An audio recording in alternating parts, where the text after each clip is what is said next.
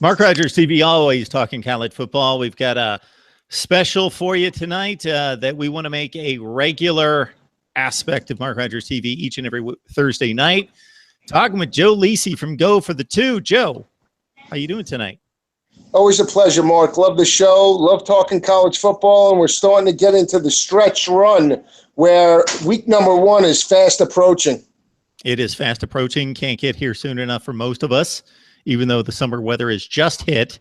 Now, I want to let everyone know that Joe and I are going to do our best to get together each and every Thursday night, and we're going to go live so you can catch the complete cut of our conversation on college football as we preview the 2017 season. Every Thursday night, I will send out the link on Twitter and make that available to you. Then if you just want to see a certain slice, a certain team, a certain conference during the discussion, I will have those segments available for you on Mark Rogers TV as well.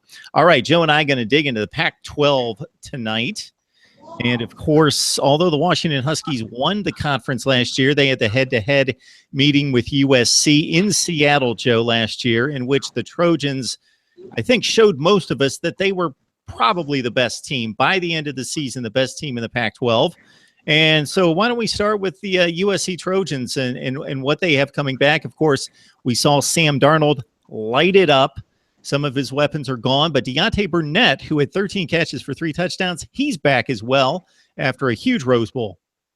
Yeah, I mean, they are the team to beat in that division right now. I mean, Sam Darnold, the clear front runner for the Heisman Trophy. You're talking about a team in USC last year, started out 1-3 and won 9 straight games, culminated by their Rose Bowl victory over Penn State. I mean, even on the defensive side of the ball, I was very impressed what they were able to do last year, Mark. They held 6 of 13 opponents under 100 yards, and they were 6-0 in those games and won those matchups by 20.5 points per game. So it wasn't just Sam Darnold. It was the defense led by Cameron Smith that really shut down opposing offenses, especially in run support. And that's going to be the key to this Trojan team entering the 2017 season.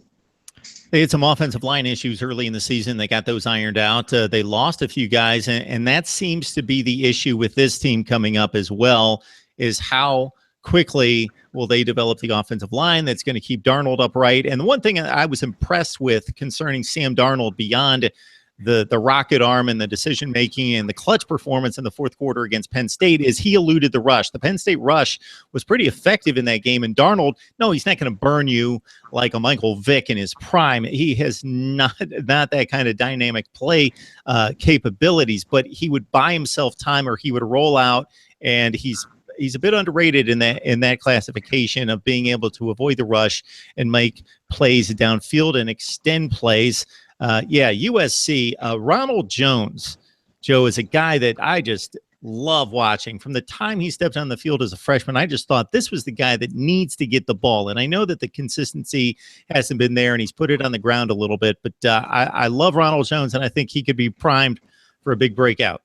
Yeah, now that Davis is gone, he is the go-to guy, especially for a rushing attack that they need balance to take the pressure off of Sam Darnold. I think it's twofold. Sam Darnold will benefit the running game, and the running game will benefit the offensive line and Sam Darnold, especially in critical third down situations. So I think from an offensive perspective, you mentioned Burnett. They have Mitchell coming back.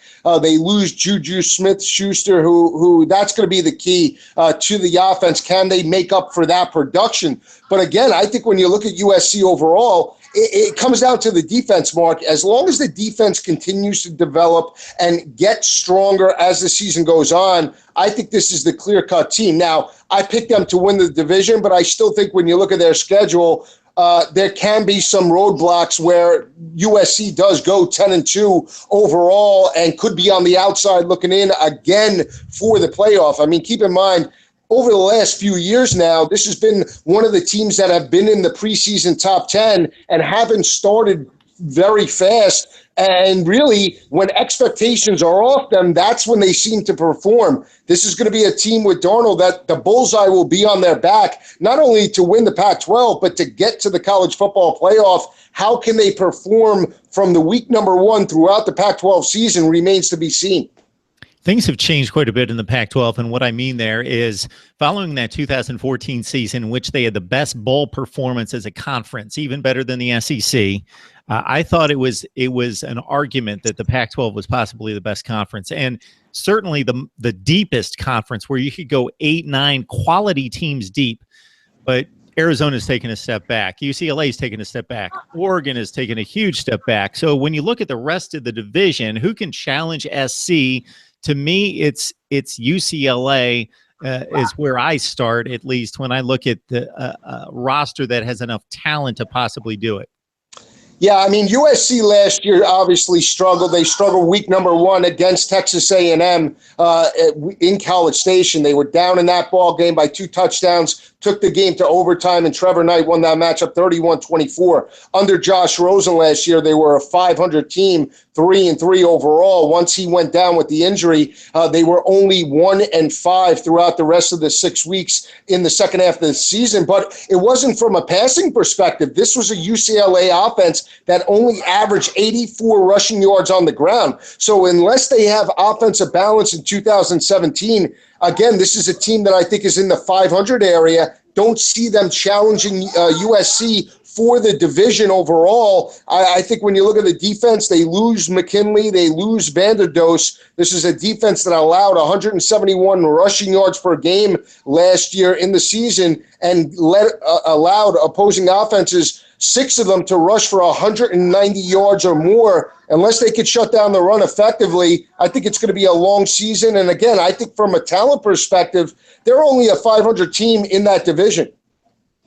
When you look at the rest of the division, I mentioned Arizona, really a program that over the last couple of years, after getting to a Fiesta Bowl against Boise State, is having issues keeping up in the division. The defense has been awful since Scooby Wright was so injured his last season. Arizona State's a program that Todd Graham has talked big when he stepped in, and they took off with a 10-win season. They won a bowl game over Duke, I believe the Sun Bowl that year, and since then they've had their issues playing defense, especially.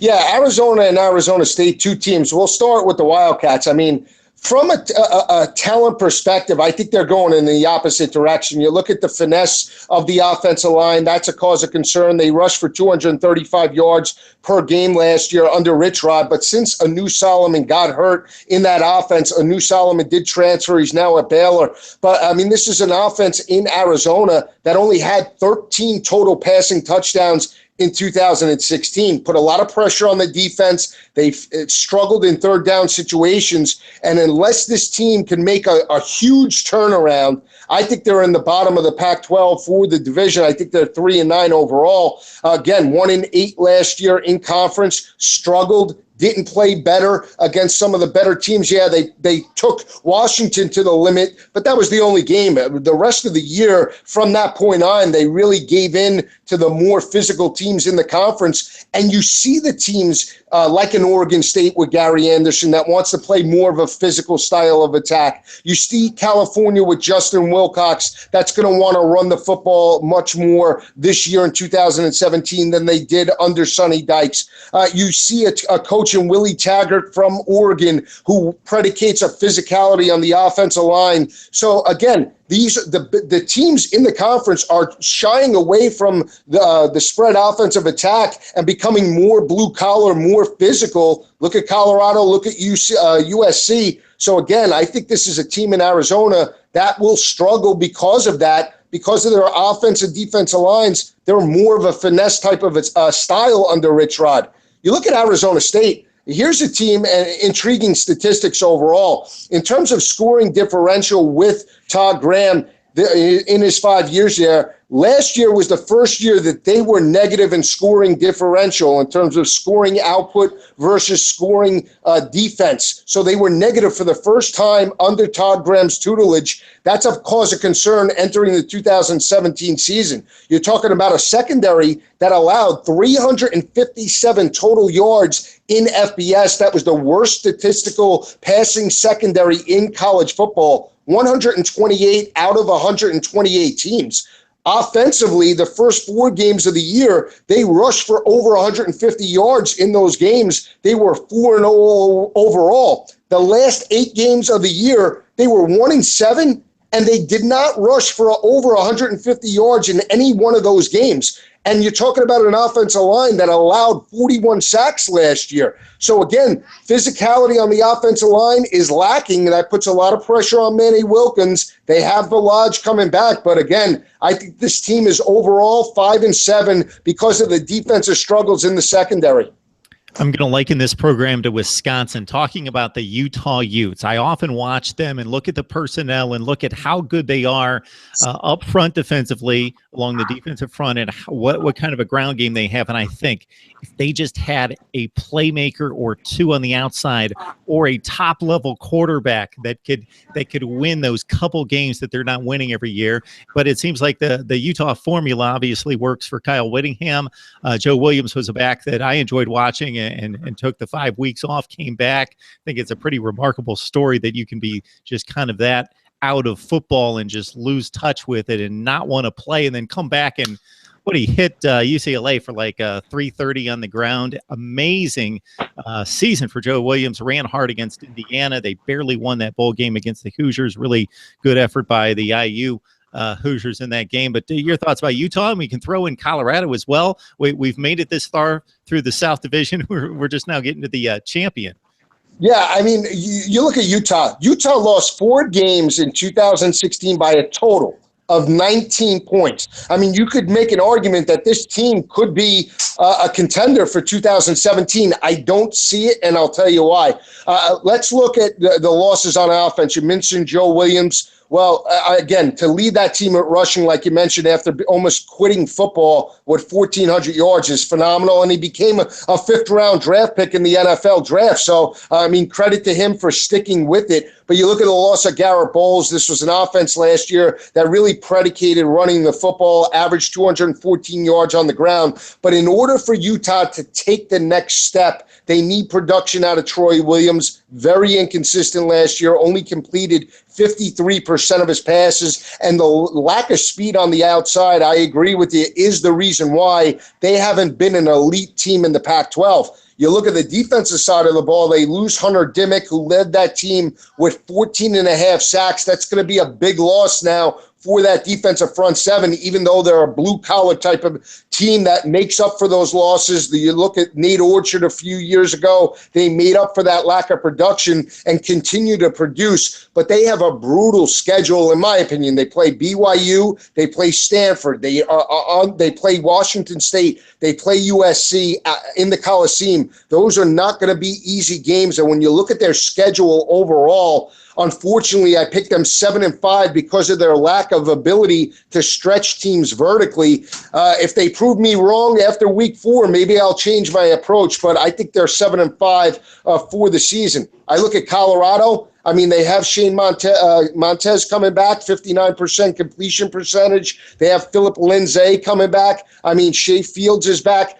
They have playmakers on the offensive side of the ball, and I love what Mike McIntyre is doing. But you look at the defensive losses now. They lose Witherspoon. They lose Thompson. They lose Iwiki. I mean, those are huge losses from that secondary. Here's the problem, too. They held opposing offenses to 31% completion percentage in third down, and the main reason why was that group of playmakers that could play man-to-man coverage, which allowed them to blitz and utilize blitz formations to get pressure on opposing quarterbacks. I think they're second behind USC, but I don't think you'll see the same type of production from that secondary that you did last year, and I think they're in the area of 8-4 for 2017.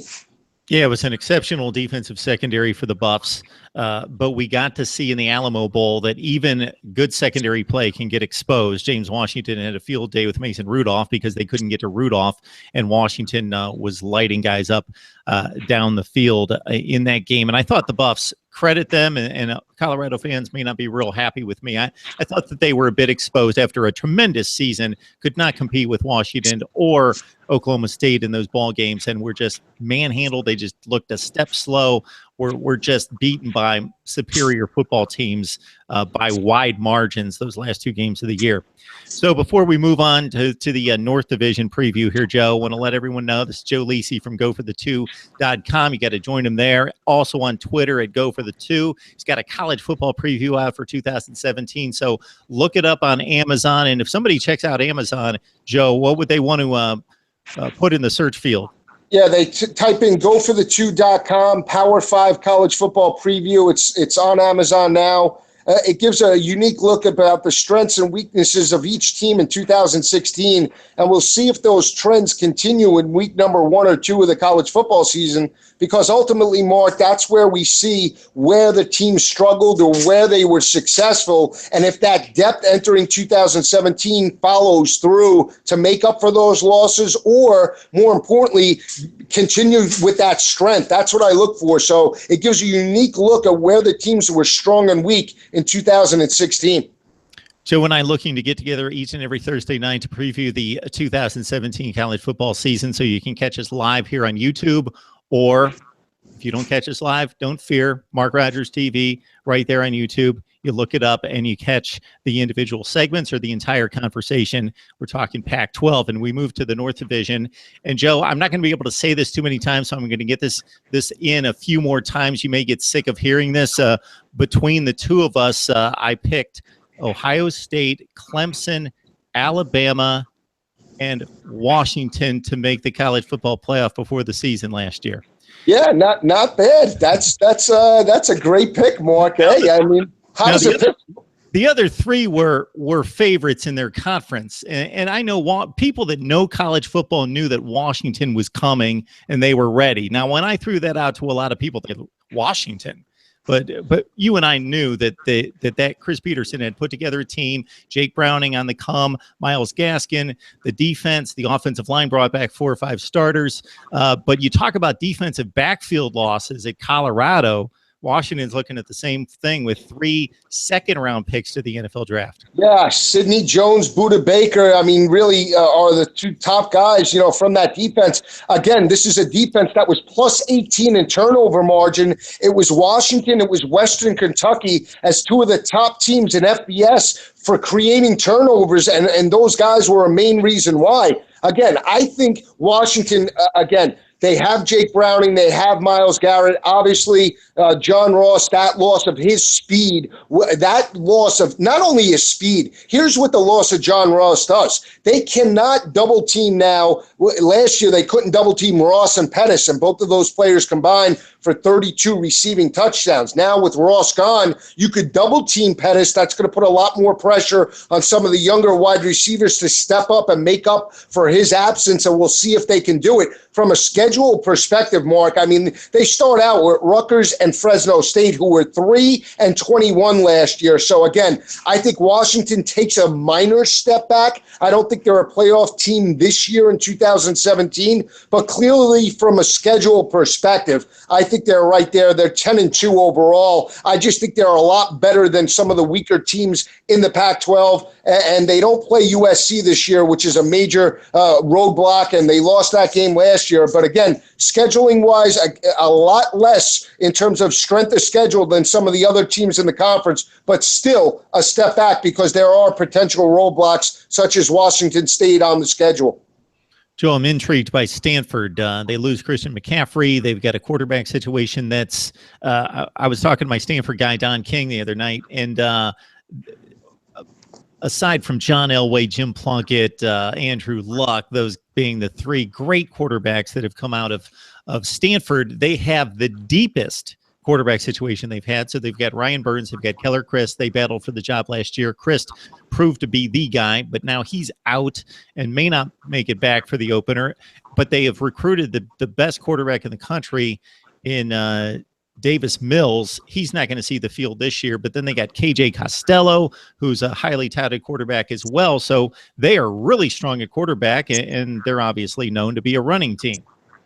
Great point. I mean, you talk about the strength at quarterback. They only had 2 games last year that they passed for over 200 yards. They won one of those games and they lost one of those games. Big loss is obviously going to be Christian McCaffrey, even though they give way to Bryce Love. Here's the thing: 59% of the rushing yards production is gone with McCaffrey. 65% of the touchdown production on the ground is gone with McCaffrey as well. Bryce Love is a solid running back, but I think McCaffrey's a much better runner between the tackles, which really fits Stanford's style of offense.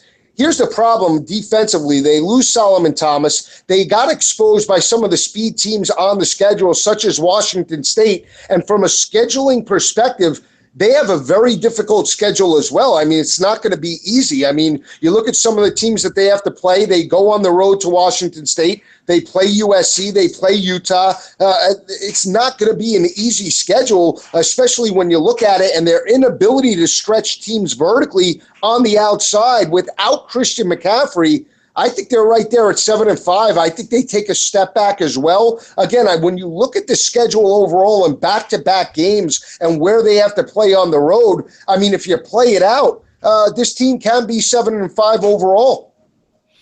I think this conference, and I haven't researched it top to bottom, but in scanning the field across the nation, I think I'm pretty comfortable in saying has the best quarterback play and will in 2017.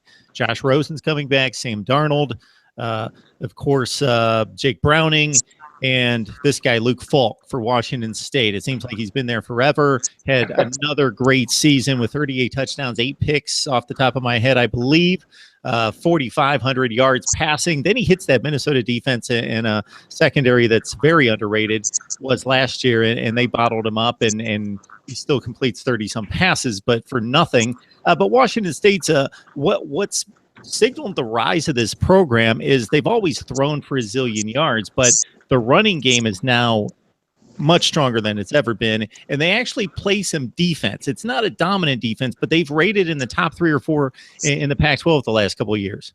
Yeah, you bring up great points, and that's a main reason why Washington State had success. I mean, under Mike Leach in his days at Texas Tech and his days in the early part in Pullman, they average around anywhere from like 35 to 45 rushing yards per game. Doesn't seem like a whole lot. 2 years ago, they got it up to 80 rushing yards per game. And last year, Mark, they broke through for 120 yards on the ground. What that allows them to do is when they have these leads in big games, especially in the fourth quarter, they're allowed to bleed the clock and maintain time of possession, which doesn't always help their offense, but it also helps the defensive front seven rest. That's been the one problem about spread offenses in college football, is that you score very quickly and cannot maintain the time of possession in terms of rushing the football consistently. You put your defense right out there and they wear down in fourth quarter of ball games. You look at Washington State overall, they have 3 running backs, Wicks, Morrow, and Williams, that rushed for 22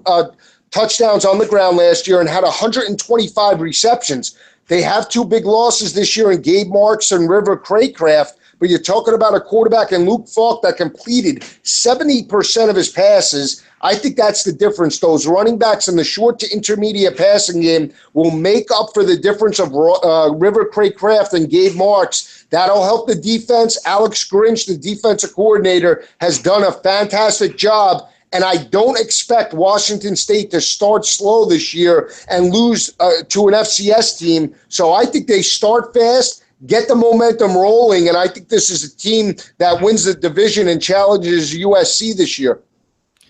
One of my favorite sites, collegefootballreference.com, just for looking at hardcore stats year to year, looking at all the teams. If you go back about 3 years for Washington State, when Mike Leach took over, and even the season that they went to a bowl game against Colorado State, then they took a down year at 3-9. One of the most anemic rushing attacks in college football. Guys averaging 2.9, 3.1 yards per carry in college football.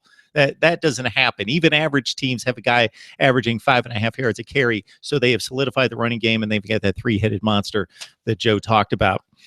Oregon, I would say, Joe, if we went back 10 years, the most disappointing program in college football would be Texas. Texas has taken the biggest fall over the last 10 years.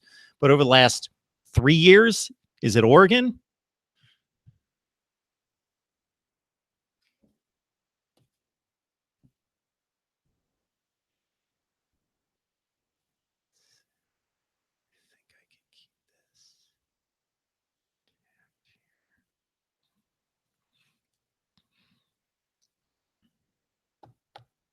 hopefully Joe can join us back on here very shortly. I don't know necessarily if he knows that his feed is frozen.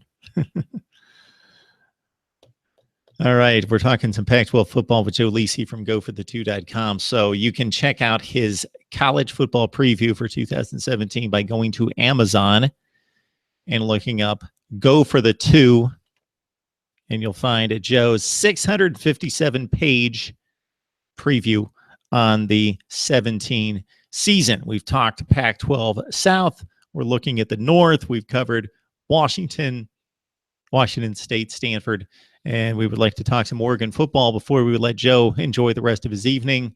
Hopefully Joe can make it back here.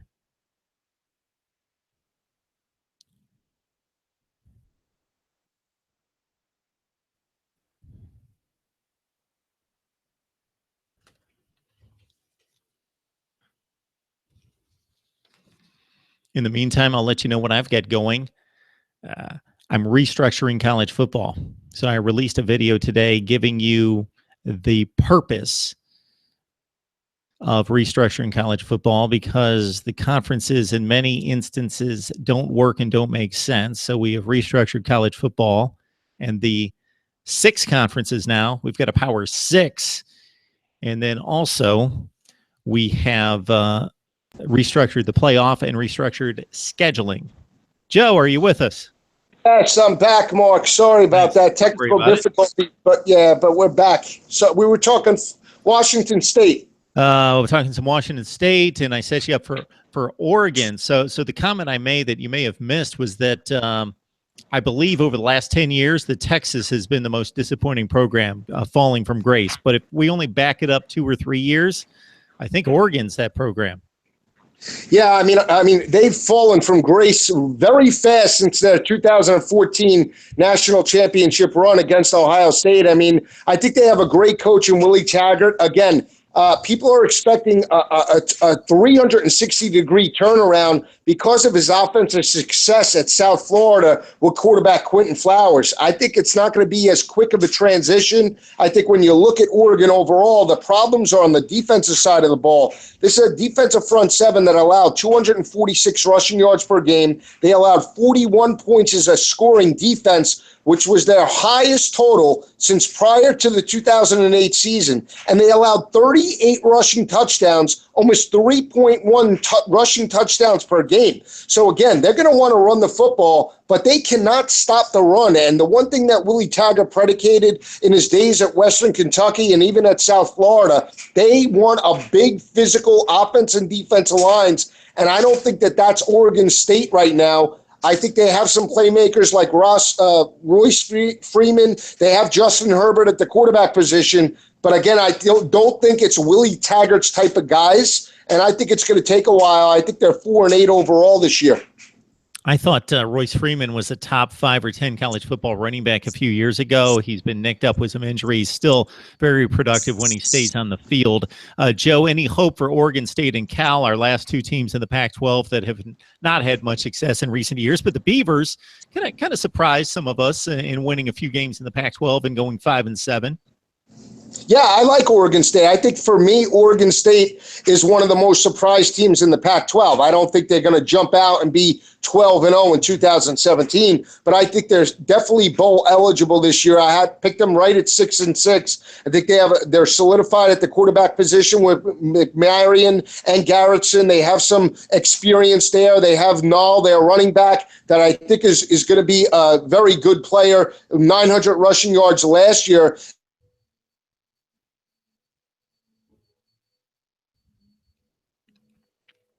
Joe Lisi from GoForThe2.com having some transmission issues as we wrap up our Pac-12 preview, talking some really early forecasting for 2017 in the Pac-12.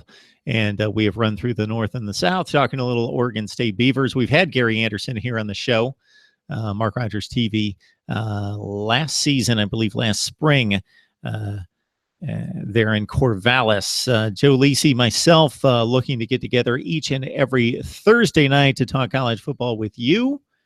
And you can certainly send in your questions and comments, and we will address them on the show each and every week. You can join us live on YouTube. I'll send out the link on my Twitter page. And then also, we will distribute the content per team. So if you only care about a particular team or teams, then you can check out those segments individually at Mark Rogers TV. So hopefully Joe can jump back in here and we can wrap up our Pac-12 preview.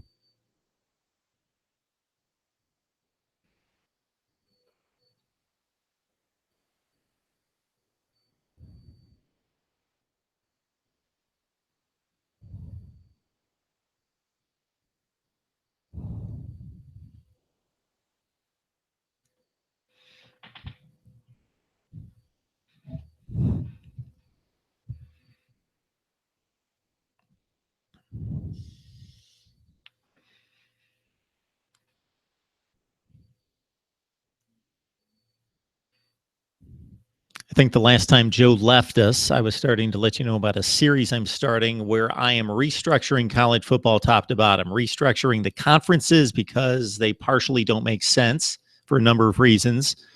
I'm also restructuring scheduling. So programs cannot just go out and run amok and grab whatever games that suit them and their agendas. It's going to be a formula schedule that is going to be announced every May 1st. And then also I'm restructuring the playoff. Joe, just letting the folks know that I'm starting a series, and you might like this. I've restructured college football. I am tearing up the conferences, not ridiculously. They're going to make sense. So I have restructured the conferences, number one. Number two, I have set up a schedule formula. So teams aren't going to be able to run amok and set up whatever games they want. We're going to build a formula that's going to present the schedule to everyone that's going to be fair and equitable across the board. So everybody's going to play equal level non-conference schedule. You're going to play a 500 non-conference schedule from the previous season. And then number three, a new playoff system. So look out for that.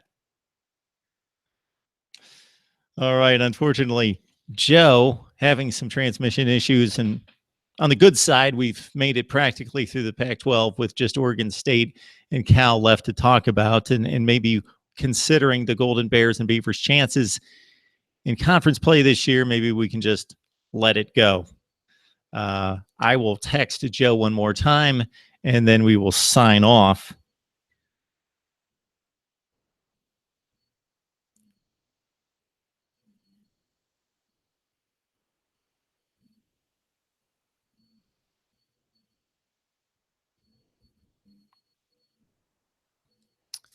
Joe Lacey and myself will be on talking college football each and every Thursday night right here at Mark Rogers TV. You can catch the full conversation live, and hopefully in future weeks we will not have as many issues with transmission. And then you can catch the individual segments if you just care about particular teams and subjects right at Mark Rogers TV. Until next time, keep talking college football. Send us your questions and your comments, and we will get back to you. See you next time.